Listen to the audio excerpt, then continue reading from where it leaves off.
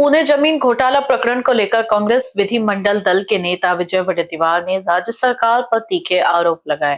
उन्होंने सवाल उठाया कि जमीन विक्रेता शीतल तेजवानी को गिरफ्तार किया गया, लेकिन अमेरिया कंपनी के मालिक और 99% हिस्सेदारी वाले पार्थ पवार के खिलाफ कार्रवाई क्यों नहीं हो रही है। नागपुर में पत्रकारों से बात करते हुए वडेट्टीवार ने दावा किया कि जमीन खरीदने वाली कंपनी पर कार्रवाई न होना यह दर्शाता है कि मुख्यमंत्री पार्थ पवार जैसे बारामतीकरों को खुला संरक्षण दे रहे हैं।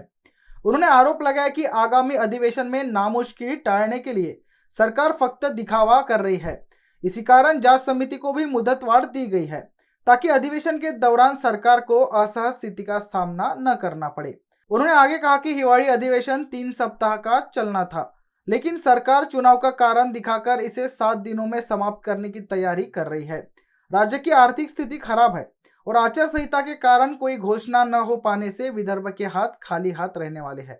स्थानीय स्वराज्य चुनाव में भारी अनियमितताओं का आरोप लगाते हुए वडेट्टीवार ने कहा कि मारपीट, पैसों का वापर और ईवीएम सुरक्षा में त्रुटियां गंभीर चिंता का विषय है। उन्होंने सवाल उठाया कि 268 में से 157 सीटें भाजपा जीतने का दावा आखिर किस आधार पर किया जा रहा है।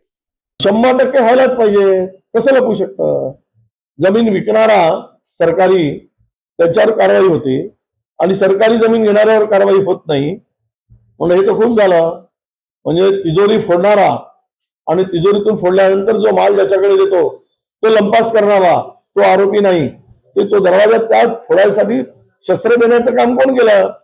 तिजोरी फोडायसाठी तो शस्त्र पुरवण्याचं काम, हातोडा पुरवण्याचं काम,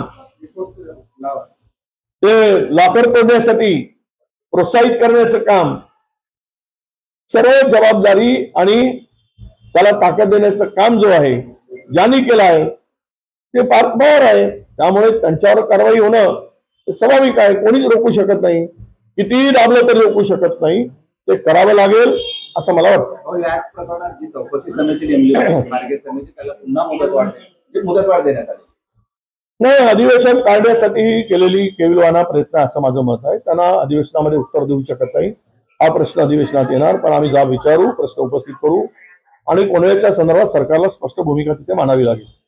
जर हा अहवाल आला असता तर सरकारची नामुष्की झाली असती, त्यामुळे त्याला मुदतवाढ दिली।